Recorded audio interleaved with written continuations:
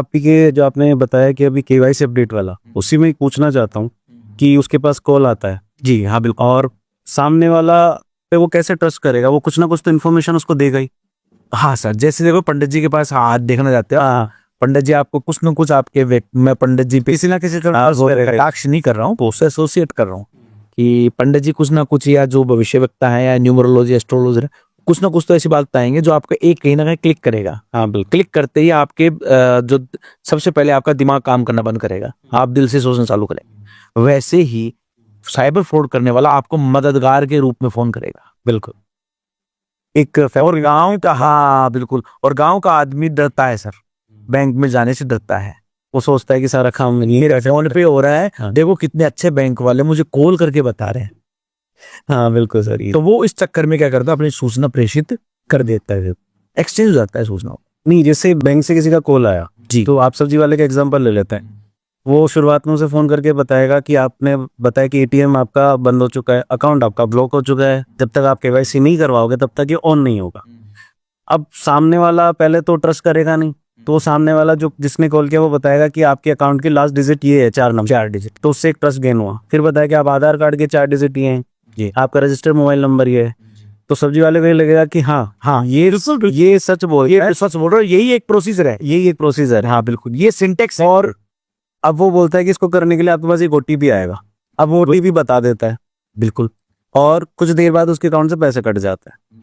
अब वो ये सोचता है कि मैंने तो बताया नहीं, किसी से पढ़े लिखे से पूछता है। हाँ अब वो उससे बताता है कि आपने किसी को पैसे ट्रांसफर किए, बोले मैंने तो किए नहीं। ही नहीं। बोले ये पैसे कैसे कटे? अब इस कंडीशन में, क्योंकि गलती उसने की है, बिल्कुल ओटीपी उसने बताया, अब उसका पैसा क्या वापस आ सकता है? बिल्कुल इसमें बैंक की क्या लायबिलिटी होगी, क्या प्रोसीजर रहेगा? देखिए अमन जी, बहुत बेहतरीन सवाल पूछा है। मतलब आपने जो लास्ट में जैसे पूछते हैं ना कि साहब दवाई आपने दे दी, रोग आपने पहचान लिया, अब आप ये बताओ साहब मुझे परहेज क्या करने हैं। हाँ बिल्कुल। हमारे राजस्थानी में पथ्य क्या है साहब, ये बताओ आप। हाँ बिल्कुल।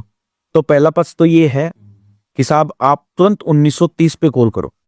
1930 पे कॉल करने के बाद में आप चाहे किसी भी भाषा में हो, कितना भी समझते हैं, आपके साथ जो भी घटना हुई है आप उनको बताइए रीजनल लैंग्वेज में, रीजनल लैंग्वेज में, एनी लैंग्वेज, कोई वहां पे बैरियर नहीं है कि आपको अंग्रेजी आनी चाहिए, हिंदी आनी चाहिए।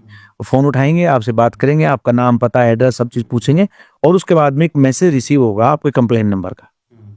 अगर आपने पहले 3 से 5 घंटे में अगर 1930 पे कॉल कर दिया तो आपकी पूरी धनराशि की liability, I am repeat again, अगर पहले 3 से 5 घंटे में किसी व्यक्ति ने अपने साथ साइबर फ्रॉड, जिसमें मनी ट्रांसफर जैसा कुछ हुआ है, पैसे गए हैं स्कैनर से, ओटीपी से, यूपीआई से, आईएफपी से, कैसे भी, और उसको लग रहा है उसके साथ फ्रॉड हो चुका है, अगर वो 1930 पे कॉल करता है तो पहले 3 से 5 घंटे में संपूर्ण लाइबिलिटी बैंक की होती है।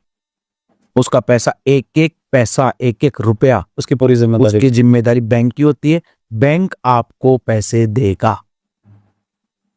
वो पूरा प्रोसीजर फॉलो करेगा, वो बाकायदा ये जांच करेगा, इसमें चाहे कस्टमर की गलती हो या ना हो।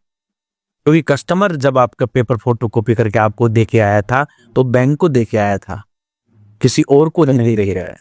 अगर उनका अकाउंट बंद है तो किसी और को क्यों पता हो? जब बैंक एक पति पत्नी को कस्टमर डील करता है, आप अलग कस्टमर, वो अलग कस्टमर, तो सर उनके दोनों के जो अधिकार हैं वो भी दोनों के अलग अलग हैं।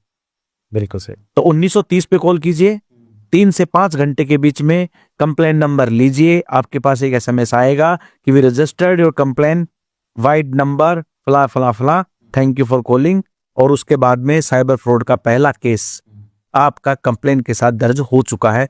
उस मामले में आपके पास 101% लाइबिलिटी बैंक की होती है, कस्टमर की नहीं होती।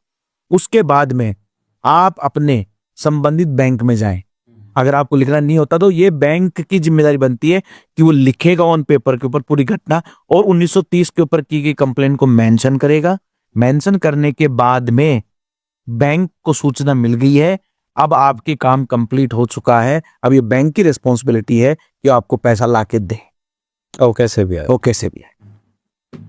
तो आप 1930 में, एक आपने कहा शुरुआत में कि साहब सरकार की क्या जिम्मेदारी है, सरकार की ये जिम्मेदारी है, अगर आप सरकार को सही टाइम पे सूचना दोगे तो आपका काम 100% होगा। देखती है मिनिस्ट्री ऑफ कम्युनिकेशन और बैंकिंग आरबीआई के साथ, ये आरबीआई की रेगुलेशन है, अभी रोल आउट हुई है वापस। उसमें ये नियम बनाया गया है कि क्यों, चूंकि कस्टमर आप पे फेथ करता है, ट्रस्ट करता है, पूरा डेटा आपके साथ शेयर करता है, तो it's a complete responsibility upon you, not the customer. तो 1930 पे कॉल कीजिए, आपका पैसा आएगा 3 से 5 घंटे में, प्रथम 3 से 5 घंटे में। अगर आप कंप्लेन कर बिल्कुल, मैंने एक पोस्ट डाली थी कि पहले हार्ट अटैक के 30 मिनट बहुत क्रूशियल होते हैं आदमी ये। 30 मिनट में अगर वो किसी हॉस्पिटल पहुंच जाता है तो उसके बचने के चांस 90% बढ़ जाते हैं। और साइबर फ्रॉड में भी पहले 3 से 5 घंटे में आपने सूचना दे दी तो वहां तो 10% का माइनस प्लस रखा है डॉक्टर साहब ने कि बचे ना बचे। यहाँ पर 100% सरकार आपको पैसा देगी, बिल्कुल। बैंक आपको पैसा देगा।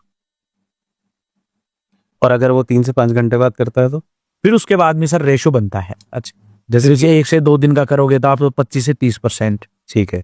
उसके बाद में अगर 8 से 10 दिन में करोगे तो 50%, फिर उसके जितना आप लेट करोगे आपका परसेंट डाउन होता हुआ जाएगा।